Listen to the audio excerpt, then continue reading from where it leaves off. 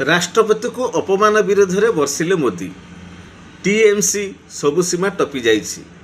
पश्चिमबंगर सिलीगुड़ी रे एक आंतर्जातीय कार्यक्रम परिचालन पई राज्य सरकार बेपरुआ प्रस्तुति एवं अचानक कार्यक्रम स्थल परिवर्तन नहीं राष्ट्रपति द्रौपदी मुर्मू आज तीव्र असंतोष प्रकाश करिसंती।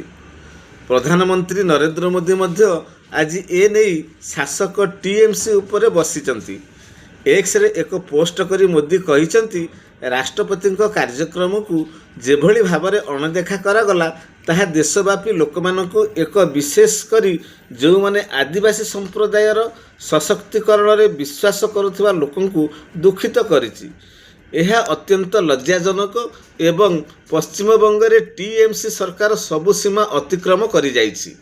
राष्ट्रपति प्रति जो अपमान करा जाइछि सेतिपई पश्चिमबंग प्रशासन दायी बोली प्रधानमंत्री कहिसंती। कार्यक्रम आयोजन रे गुरुतर त्रुटि एवं प्रोटोकॉल्स उल्लंघन मामला रे राष्ट्रपति एवं प्रधानमंत्री को समालोचना नहीं राज्य राजनीति सरगम रही।